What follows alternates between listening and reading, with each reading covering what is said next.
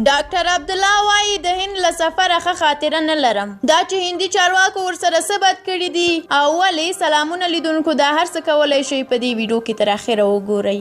د ملي پخلاینې عالي شورا رئیس ډاکټر عبدالله له 4 ورځني سفر وروسته بیرته کابل ته راستون شوی او له ظاهره داسې ښکاري چې له دغه سفر هیڅ لاسته راوړنه نه لري. که څه هم عبدالله هند ته دغه سفر په ټوله معنا مثبت ارزولی، خو نوموړي په یو لنډ ټویټ کې لیکلي دي چې دا سفر د تمې خلا هیڅ لاسته راوړنه نه لري. نوموړي په دې ټویټ کې له هندي چارواکو د کوربتوب په دغه راز د افغانستان سولې له پروسې د ملاتړ له کبله د سیمې له هیوادونو مننه کړې ده.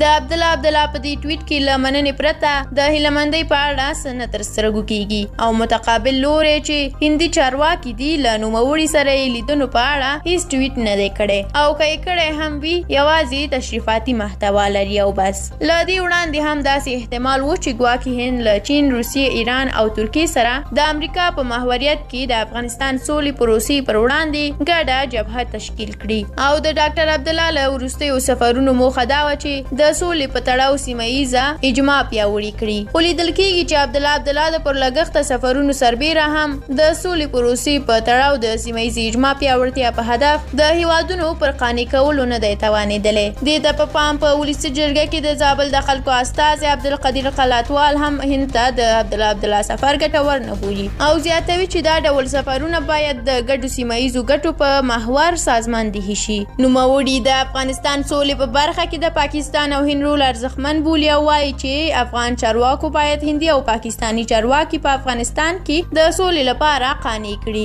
دا په داسې حال کې ده چې په قطر کې بین الافغاني مذاکرات له خنډونو سره مخ شوي دي او ورسره هند ته د ملي پخلاینې عالي شورا رئیس ډاکټر عبدالله او اسلام آباد ته د افغانستان سولې لپاره د امریکا ځانګړي استازي زلمي خلیلزاد سفر هم د دې خنډونو لرې کولو په موخه بلل کیږي. له تاسو ډیره زیاته مننه چې ویډیو تر اخره ولیدله. که مو دا ویډیو خوښه شوې وي نو لایک یې کړئ. د همداسې نورو ویډیوګانو د لیدو لپاره زموږ یوټیوب چینل در سره سبسکرایب کړئ. تر بیا او بلې ویډیو الله مو مل شه او ښه وخت ولرئ.